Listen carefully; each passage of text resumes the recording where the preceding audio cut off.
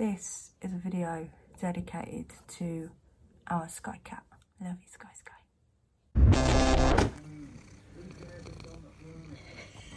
A lot of you would have seen on the 20th of August, we helped our Skye transition over into pure positive energy. I wanted to do this little video as a little dedication for her. She's been with us for like over 16 years and she's a fucking legend. I wanted to tell you a little bit, give you a little story about Skye, how she came into my life. I used to live in Moseley in Birmingham. I had two cats. I had Johnny Woo and I had Homer, who sometimes I called Homer Boo just because it rhymed.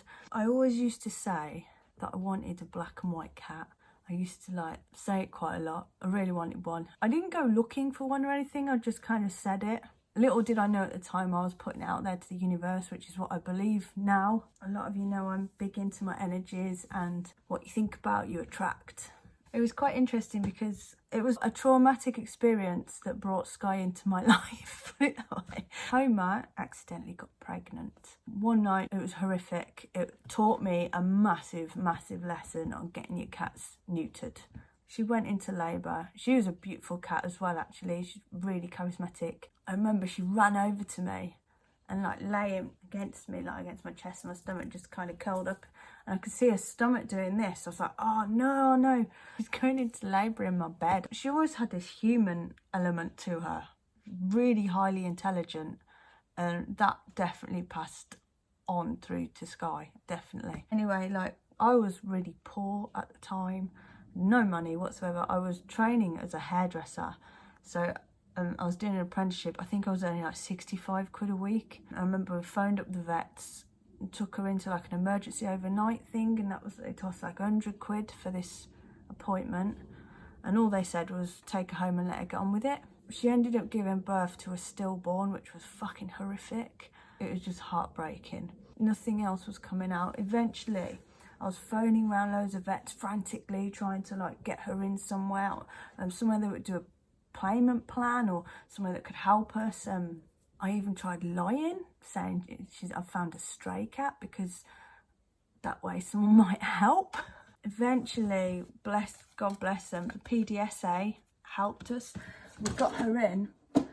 They gave her an ultrasound scan. They said what's left in there doesn't look fully developed. We advised doing like a whole spay and just taking it all out. And I was like, yeah, whatever's going to save her life. I think it was 11 o'clock. I'll never forget it. On the 7th of May, I got a phone call at like 11 p.m. And they said, we've managed to save one kitten, but it's touch and go throughout the night. We'll see how she does. Keep you posted.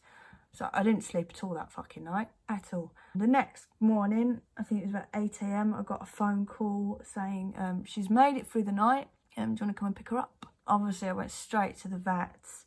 They brought out this little blanket with this tiny thing that was like no bigger than mine. It was like the size of my middle finger, and she was screaming her head off. She was just like, meh, meh.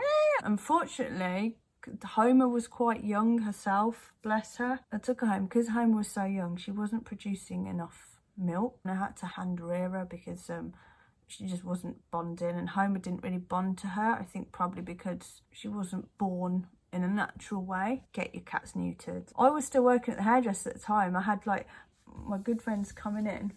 In fact, I'm sure he won't mind me saying this. One of those friends is a guy called Simon. He has moved to London and he now plays in the band Desperate Journalist. So there's a little fun fact for you.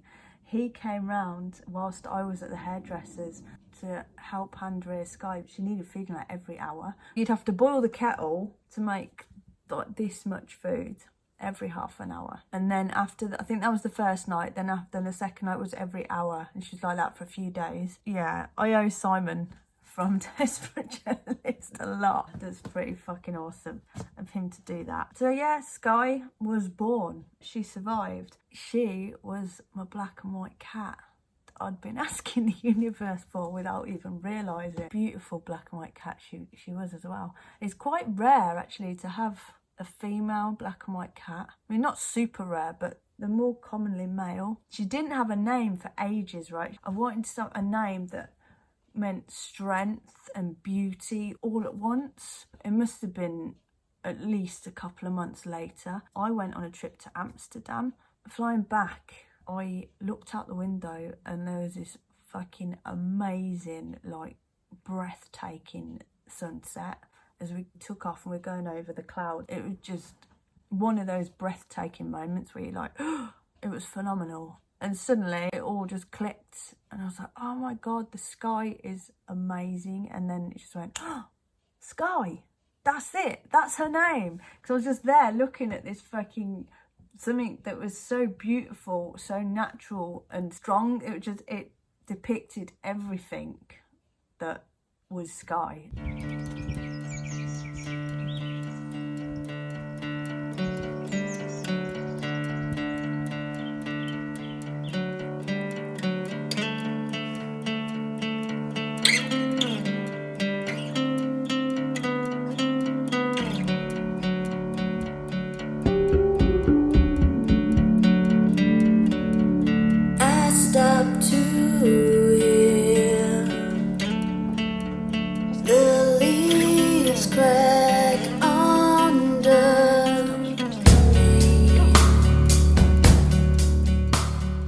She's been living with chronic feline kidney disease, CKD, for a good few years, so she did really well and managed to keep it under control with altering her diet. Unfortunately, found a mass in her abdomen. We think it was attached to her liver. Found it earlier this year. We have a feeling she might have been living with it for a while. At first it was a bit gutting to find out about the mass, but at the same time we came back from the vets and she was absolutely fine. She's walking around, she had some big massive dinner, she's purring her head off. I was like, do you know what, she's not worried about the mass, so I shouldn't be worried. Just take her lead on that. Like I said, I'm a big believer in energies, and I also know that they will pick up and sense those vibrations. I was like, if I'm just sitting here moping, she's going to pick up on that. So I was just like, let's just follow her lead, live in the moment and enjoy this moment with her, which is certainly what she was doing. She lived life to the full. She was such a little high-spirited cat. It was only like the past couple of years really you start to notice that she was getting a bit older, but up until then she was really sprightly. She loved going outside, much to our disdain sometimes, trying to get her to come back in. I'll show a clip of that as well. Skye Cat, where are you?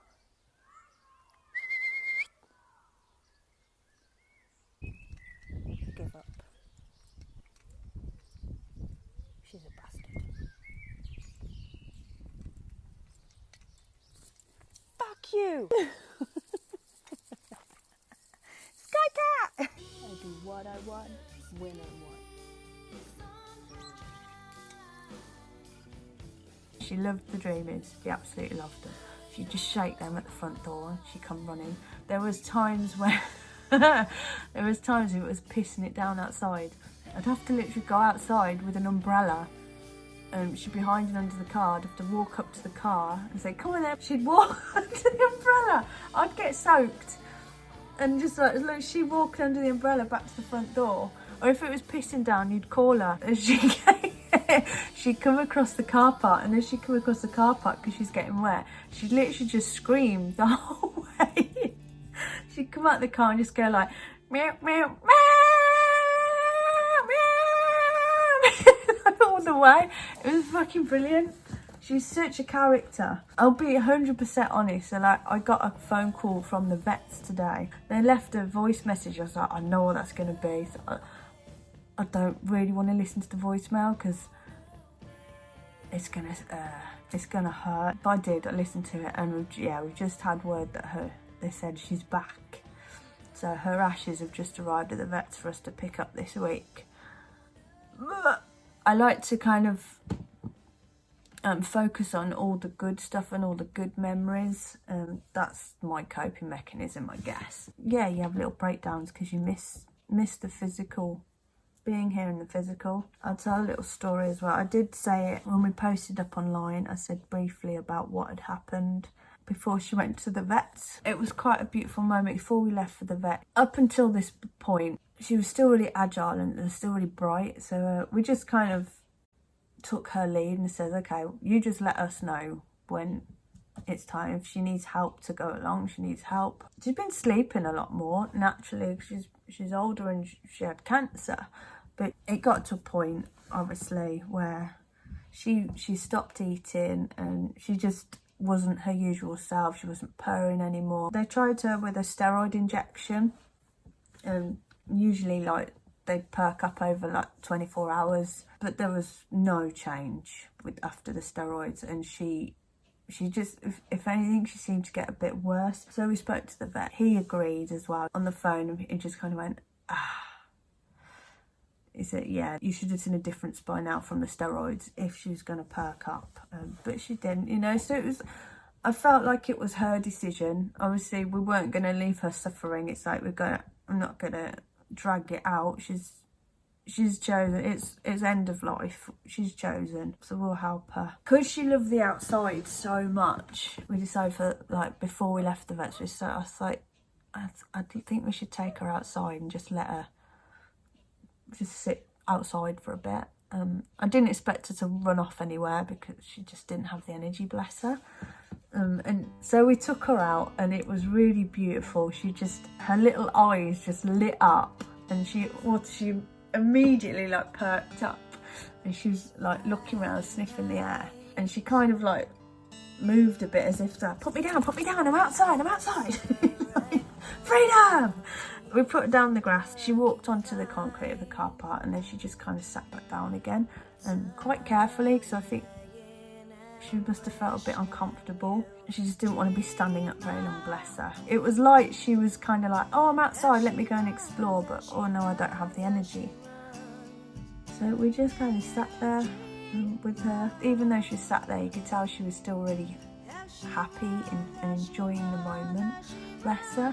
And she just kept looking around, and it's sad because obviously there's so much love there, and you don't want to have to say goodbye. I don't believe that they're truly gone though. And what happened was, at this particular moment, we were all sat there just in a beautiful moment. It was just really peaceful and really lovely. The birds were chirping away, and then out of nowhere this massive dragonfly appears and just like flies over our heads and hovers. It was really mad, and I was like, oh my god, it's a dragonfly. I've never ever seen one around here. I'm sure dragonflies do appear around here occasionally, but in 12 years of living here, I've never seen one before. And for one to appear at that moment, if you look up the meaning of a dragonfly, it's a sign of death, but also it's a sign of like new beginnings. It's a sign of transitions, and it's a really beautiful symbolic thing. Yeah, the fact that flew over us at that moment and just hovered over us, we were just literally fucking gobsmacked. So, and that was kind of like, okay, Skye's cool, she's gonna be okay, she knows what's going on, she knows, she's ready, she's had enough of this body. And we did say to her, you know, if you ever want to come back, you want to find a better, more agile body, if you've had enough of this one, we'll be here. Would love to spend more time with you, so yeah, if you want to come back, go find a body and come back.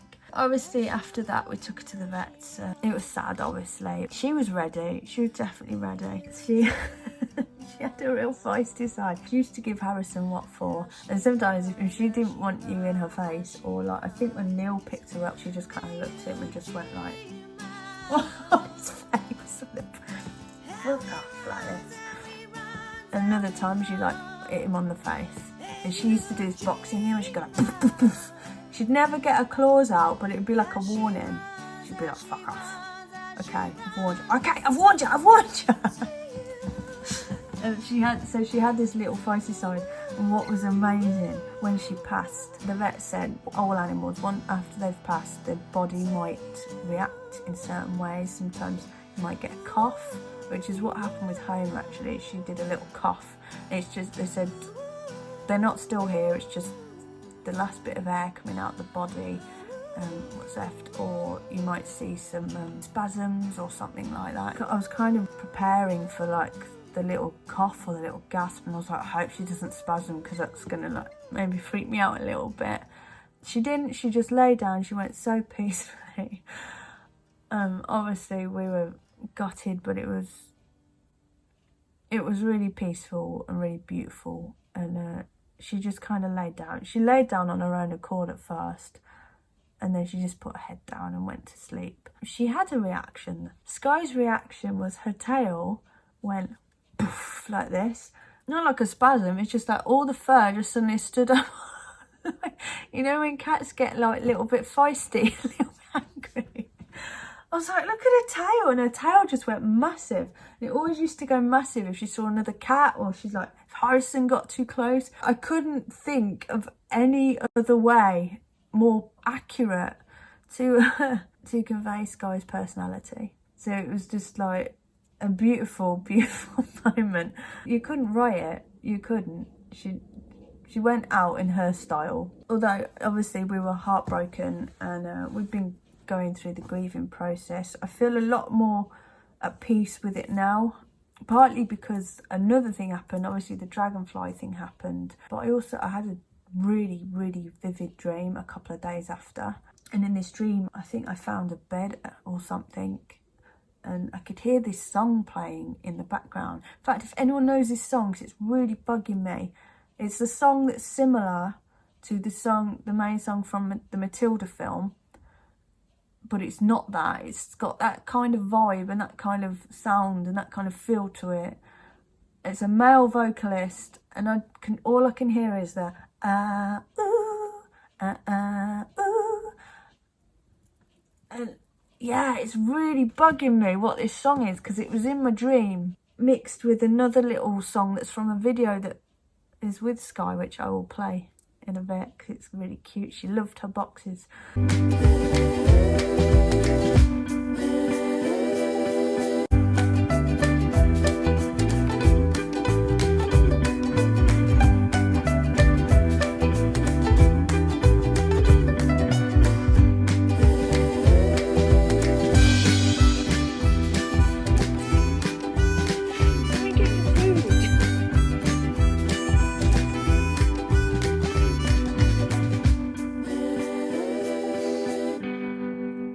In this dream, the song was playing and I saw like her bedding, and then I suddenly realised that she's not here. And in the dream, like, I felt my heart fucking like crush, and I was like sobbing in my dream. Oh, but I could feel it in real life. It's like I knew I was dreaming, but I could feel the pain for real. But then as I'm like breaking in this dream, the song that was playing in the background, it just gets louder and louder and louder, really loud. I looked down and I thought I saw her, but then I realised that it would just be Harrison, because I'd mistaken him for her a couple of times. It's just natural, because you see the cat, I'm used to seeing Skye walking around. And then suddenly I looked down and she was there. It was really weird because I was so like, oh my God, it is in my dream. I was like, it's you. You're here. It is really you. And she looked up, and has anyone ever seen that really old film where Watership Down? It's like traumatizing. But there's like the black rabbit in it, and he kind of like jumps around and floats in the sky, and it's almost beautiful. But she was doing that around me. And she was really, really vibrant. It was like, I could see her so clearly. Her fur was just like almost glowing, and her eyes were so bright. And yeah, I could see like her whiskers almost like, it was like a high definition version of Skye. And she was just like jumping around me. This song was playing so loud, and it was so vivid, and it felt so real. And there was so much love in this dream. It was fucking, I was just like, oh my God. I went down to stroke her, but my hand went straight through her. I just remember saying in my dream, I can't touch you, I can't touch you. But then something was just like, it was like a feeling like, I can't touch you, but I know you're okay. And it's all good, you're happy, and you're vibrant, you're glowing the fuck. I woke up suddenly like out this dream, and I was like crying in the dream, but I woke up sobbing. Like, it was a really mental moment. the next day, I think I went outside to check our post box, and then I suddenly remembered, remembered the beautiful moment with the dragonfly, and I looked down to the exact spot where Skye had been sat, and there was this beautiful white feather. And I know there's supposed to be a meaning with white feathers being a sign from those who have passed, loved ones. It's supposed to be a sign that they're nearby. It was another like fucking hell, but beautiful, heartwarming moment at the same time. I know a lot of people think this stuff is woo-woo, but I know for a fact that to me it's not. It's fucking real, because sometimes things happen that are too distinct to be a coincidence. I don't believe in coincidences. I believe in synchronicities, and I believe in signs, and this was that for me. I'm really thankful that I'm getting to experience these things that I believe are Skye, because they're really beautiful. It's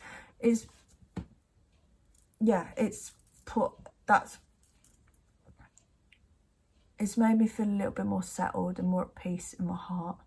And if she comes back one day in a new body, then fucking brilliant. Because we've had this very strong similar experience when Johnny Woo passed, and then Harrison came into our lives. But that's another story for another time. But that's mind-blowing. That's a really mind-blowing story. I'll have to tell it on a vlog. This is for our Skye. I'm so grateful and so appreciative of having 16.5 years of just pure unconditional love and companionship, and she's just amazing. She's a fucking amazing cat. So intelligent. I really believe like a lot of her intelligence passed over from Homer, because Homer was a really intelligent cat, like I said earlier. I know a lot of you grew to love Skye on our social media accounts and on our Mimi Monday live streams. So if you knew Skye, or even if you didn't, light a candle, raise a glass to our Skye. Send her a little bit of love, or a lot of love, but we've got lots to give here. Okay, I'm going to finish this video off with a little Skye montage. I love you, Skye. And I'll get to see you very soon. I'm sure I will. Skye. Fucking amazing. Alright, see you later. Bye.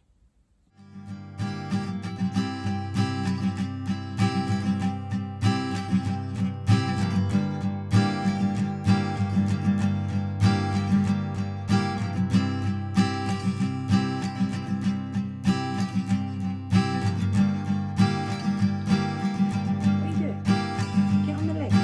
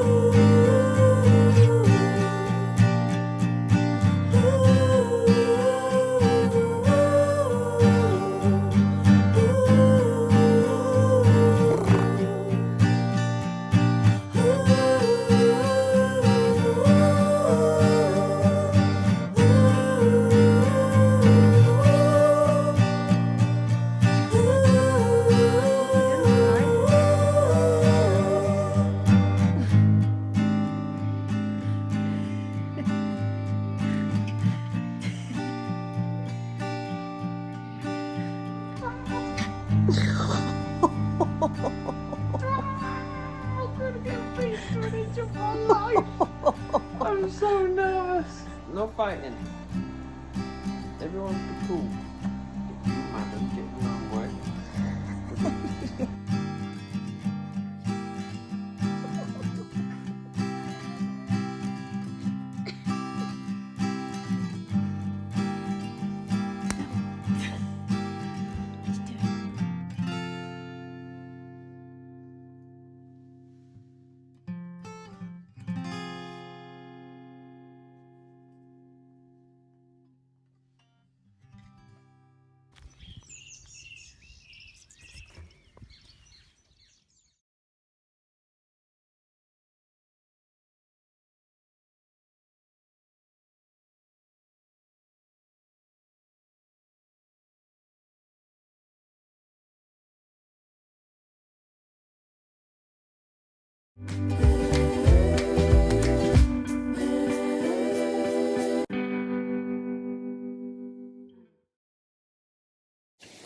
Where's Skye?